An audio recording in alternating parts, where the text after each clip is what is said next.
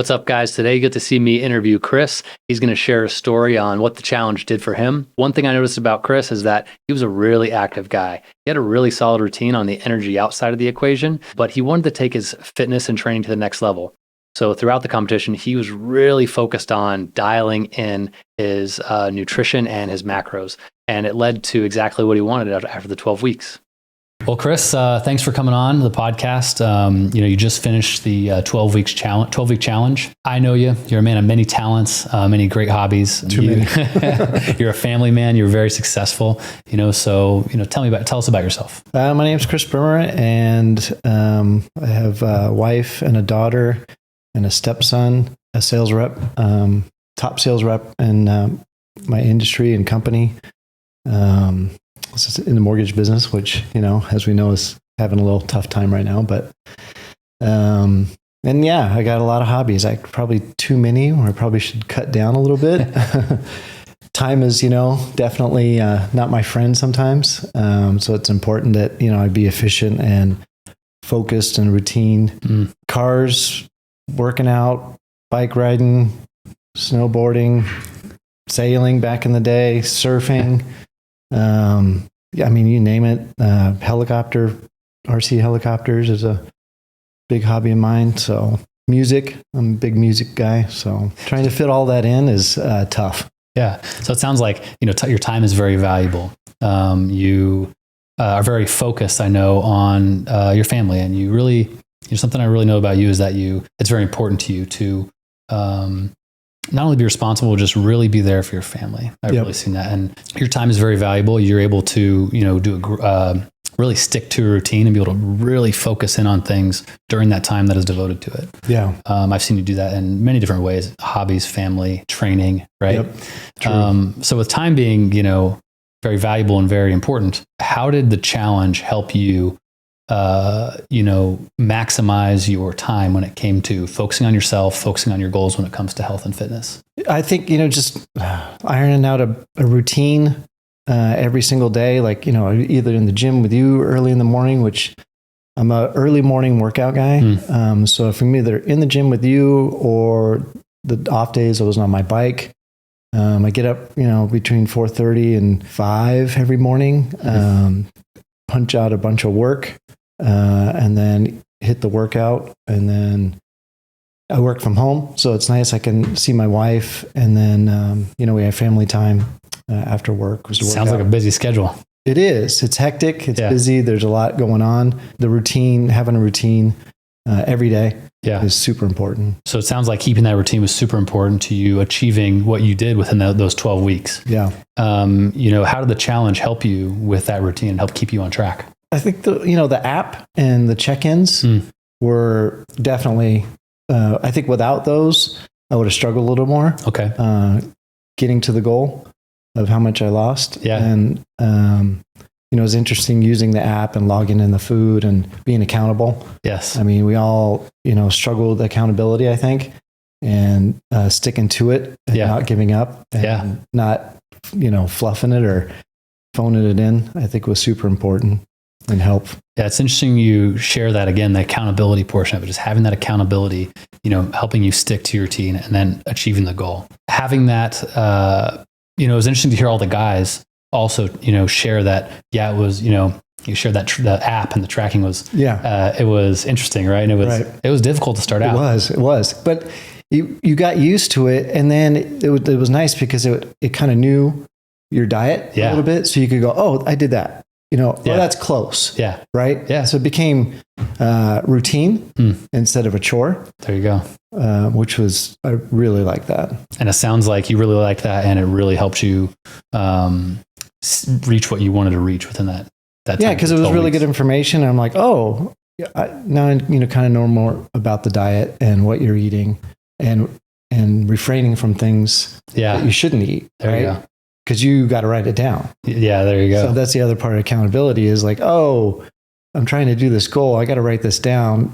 Yeah, maybe I shouldn't have that ice cream or the pizza there you or, go. the things you were trying to give up. And so it sounds like not only was there accountability, you know, with me checking in with you, but also you became more accountable to what you were doing, right? Yeah. And to yourself. Yeah, exactly. Yeah. And the check-ins with you kept us, you know, definitely on track, and having the group check-ins were even more fun. Oh yeah. They were fun, weren't they? They were fun because you didn't feel so alone. Yeah. And people were going through the same things that you were. And it was nice to see we all had similar things going on. Yeah. So, you know, kind of built that. It seemed to me that it really showed, I think, everyone within the challenge that the camaraderie that you get from doing something like this together, right? Yeah. And you really got to feel that and hear that from the other guys. It sounds like it resonated well. Yeah. And I mean, people do diets or they do different things or get on a workout program, but like it was like serious in a sense. Yeah. Like you'd never really done anything like this and took it seriously. You know? Yeah. You know, that goes along with the accountability, but having the group all be together versus you just doing it on your own in a program or you and I doing something, I think the group aspect took it to the next level. Yeah. Having the group was to hear, you know, the struggles and the difficulties with the same thing, you know, with the guys with the same things that you were going through, kind of helped, you know, camaraderie, but also, hey, like we're doing this together. It helped kind of propel you to the next level. Yeah, I agree. You know, awesome. And I think the hikes were really important because you could talk to each other while you're working out and doing a group activity. Yeah. And, you know, we kind of mixed around with, you know, different people on the hike. And I like the hike. That was pretty good. Yeah, there were some good conversations and mixing around between the guys on that. It was so good to see kind of everyone together. Yeah. You know, and throw a little competition in there too, right? Right. When we get together. Yeah. Always. Just a little competitive. No need to. Yeah. Oh, and it was this crew definitely, everyone didn't have just a little bit of competitive, but they were a little more competitive in one way or another. So, but I think the egos were kept out of it, which was super cool. Oh yeah. You know, but the competitiveness was definitely there. Oh yeah, for sure. One of the things, you know, you shared about your hobbies and, you know, your athletic history, I thought would be important to go into more. So would be, you know, you used to race bikes. So tell me a little about that. Riding bikes, you know, as a kid, then kind of got a little more serious and like it was an outlet. And I was like, I kind of had a natural talent to it. And this is back in the early 90s. I feel I've been riding bikes my whole life. And I used to go on these group rides and it was fun. And I had I think the bike at the time was like a $200 bike. I kept doing it. And then I was working at the yacht club and I was working at a sporting goods store. And one of my buddies like, hey, GT Bicycles is hiring. And I'm like, for like a sales position. I'm like, wow, that sounds interesting. Is that what started you off in sales? Yeah. All right. Yeah. And it's funny when your like hobby becomes your career is like the ultimate. Right. And so I worked for GT, I think it was 13 years, I think. So yeah. And then race bikes along the way. So it was fun. It was really, really fun. It's probably one of the funnest jobs I've ever had. Yeah, especially when your passion becomes your career. Yeah, yeah. Not a lot of people can say that or do that. Nope. That was pretty cool. That sounds really cool. So it sounds like, you know, throughout your life, you've been very active. You've been athletic. You know, when you share about racing bikes, yachting. And so, you know, what is a challenge like this 12-week challenge? What does a challenge like this have to offer someone who has very disciplined, very routine? You know, what did you get out of this that was different? Ooh, I think, you know, just the seriousness of it. And like I said, the accountability, the tracking, the learning. I felt like I learned a lot in terms of nutrition. Okay. I think I'm a pretty good eater, but really, you know, we dove into like the proteins and upping my protein and how big of a change, like just literally doubling my protein made. So that I think was super important and something I got out of. So it sounds like you had the opportunity within something like this to build your skill set further with when it comes to focusing on your nutrition. Yep. And I got a lot stronger. It's crazy. I got stronger on the bike and I was kind of joking around just some of the stuff on Strava. I have hit some records and achievements and King of the Mountain. I got those are awesome. It was so good to see those. It's pretty cool.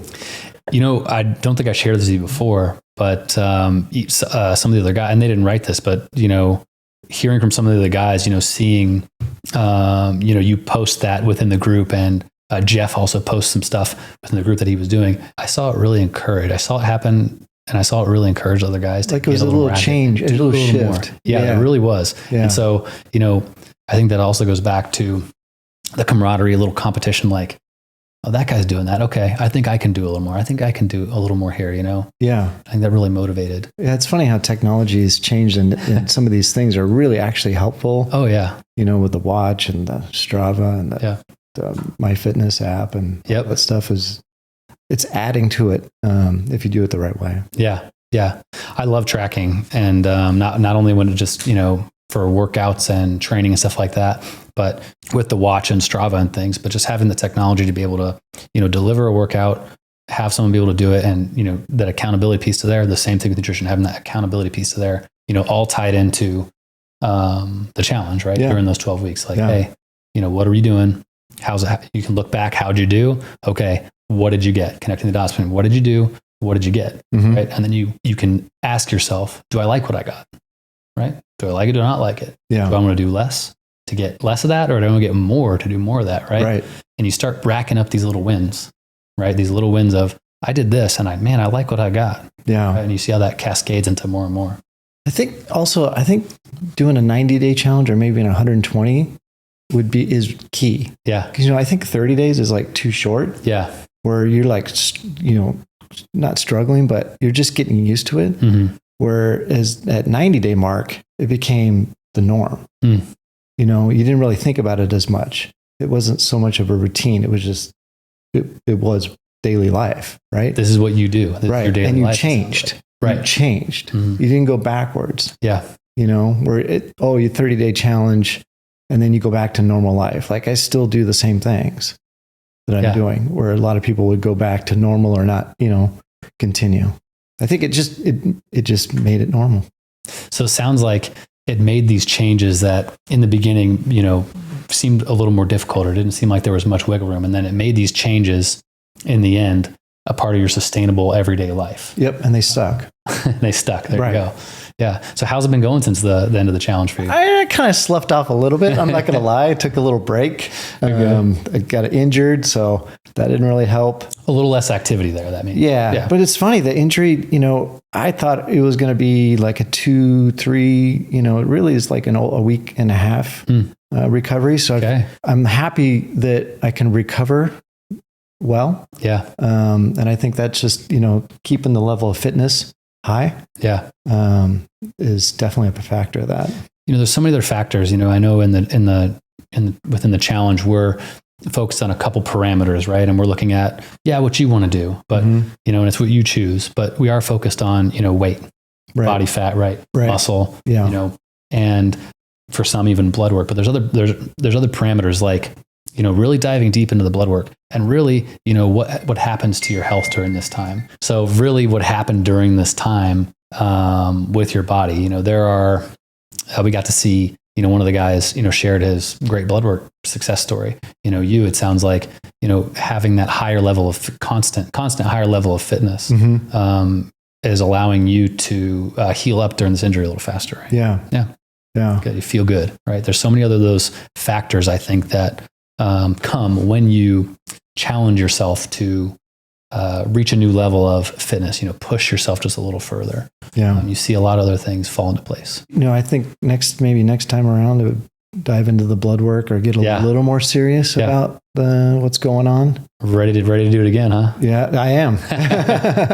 It was interesting to talk to speak to some of the guys, since we finished the challenge and really hear like how they're doing. And all of them really, shared that, the sustainability of it, that at the end of it, it was really more focused on not just this 30 days or just this 90 days, but, really built their skill set, to kind of continue this and even go further. Right.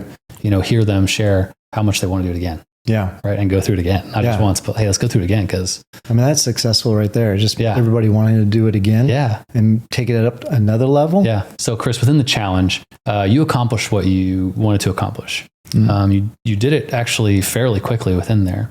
How did it feel after you kind of achieved that first goal? It felt good, I think, in the sense because I stuck with it and I didn't give up. Yeah. And I didn't like phone it in, like just rely on my normal abilities and my fitness level. Yeah. I really worked hard at it. Like I said, up in the protein and really focusing in on the workouts and what I was eating. And I, saw a huge change. So I think seeing the change, logging the change, and like, again, I say, the length of the challenge, things stuck. So it sounds like that motivated you to kind of keep even pushing further. Yeah. And going harder. It did. Yeah. And make it even more sustainable. Yeah. Yeah. So, became normal life and looking forward to the next one. Normal life. Yeah. I love it. Could you share some of the struggles that you have had in the past with, when it comes to, accomplishing your health and fitness goals? I don't know if I really had any, to be honest. All right. I mean, I've always been, how competitive I am. Yeah. Just it's just in my blood. I don't know. It is. I think I don't know. I guess I could answer it in the sense that you and I have been together for 5 years. Yeah. And I think that's been the biggest thing for me health-wise. Yeah. That I've done. Yeah. I came to you and I said, hey, I want to be, 80 years old and be able to climb up a ladder. We joked about it. Yeah. And it's, that's a serious thing. My dad fell off a ladder. Yep. And got, some brain damage from it. And being able to do things later in life, for me is super important. I look at people my age or even a little younger and like I can kick their butt. Yeah. Oh, yeah. And it's, you kicked my butt out on that trail. I'll tell you when we were riding that time. Those are motivating factors. Yeah. I want to be able to snowboard, ski, whatever I want to do later in life. And I still, see myself in the 80s riding my bike. I just never will give that up. So I think, the last 5 years though have really, improved my muscle fitness and my overall fitness and my mobility and things that I can do that I probably wouldn't be able to do before or now if I hadn't done that. Yeah. And without injury. You're going to fall, you're going to do all kinds of stuff, but not getting that hurt or, as bad and being able to recover from it quickly. I think that's helped a lot too. So it sounds like, having that ability as you get older, feeling capable, not only for yourself, but also to be there for your family is, really a important and a motivating factor for you. Yep. Excellent. So how do you feel the 12-week challenge helped you do that even further? I think just the routine aspect of it. Okay. I just think, routine's huge. It's, without routine and, discipline and focus, it's hard to achieve things. And so the 12-week challenge help you to have that discipline, have that focus, and have that routine to just take it to the next level. Yep. What would you say to somebody else who is deciding, whether they want to do this or not? I would highly recommend it, but I think it takes the right mindset because it's a mindset. big, it's, it's a commitment. Yeah. Right. And you don't want to slough on it. Yeah. Especially with the group that we have. They're all pretty competitive. My friends have seen me change and they're like, dude, did you lose some weight? And I'm like, yeah. And they're like, what are you doing? So I explain, you, us, the challenge, the logging in, and they're like, holy smokes. Yeah. And then I'm like, hey, you should maybe consider a personal trainer. That was, I think, I was never like a gym person. Yeah. That just wasn't my thing. I'd rather go ride it out on the bike. Yeah. Now I love going to the gym because I see what it does for me. And, you and I hang out together and we talk about stuff and life and we work out at the same time. So it's pretty dang cool. Yeah. I wouldn't have it any other way. That's awesome to hear. Yeah. So you shared something in there that's very profound. And, a big part of the 12-week challenge is the mindset. So every week we would have that kind of mindset focus. When you watch those videos, what did you get out of having that mindset piece each week?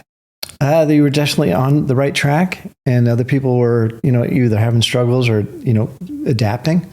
And, I think. Did it help you focus, before your routine for the week? Yeah, it was like a definite reset. Okay. And like, hey, I should try this or do that or, just be mindful of different things that are going on. So yeah, it definitely kept me on track. So it got you to be mindful, looking to that week ahead, like, okay, right, refocus on this, make sure my routine is on point for what I'd like to accomplish. Yeah, it's funny. It's being mindful. Like the accident I just recently had on that dirt bike. Actually, kind of glad it happened because it wasn't a serious injury, but it was enough to like a wake up call. Like, hey, I kind of been pushing a little bit too hard. There you go. Just kind of be a little aware because it could get a little, wild, crazy. Yeah. And maybe a worse injury. So having that little setback was actually probably good mentally for me. Gratefulness is a huge thing, right? Like, it is. Learning why you should be grateful for not only your struggles, your pain, your difficulties, but something like this where how could you think that an accident would be a good thing? Well, maybe it is, it is. Finding those reasons, it can be, right? And there are really reasons that, you want to get, maybe, hurt a little bit just to, and then wait a second. Maybe I need to be more focused on this. Maybe I need to do something different. Trying to turn that negative into a positive. Yeah. And learn from it. Yeah. I learned from it. There you go. And so I think that was super, super important for me.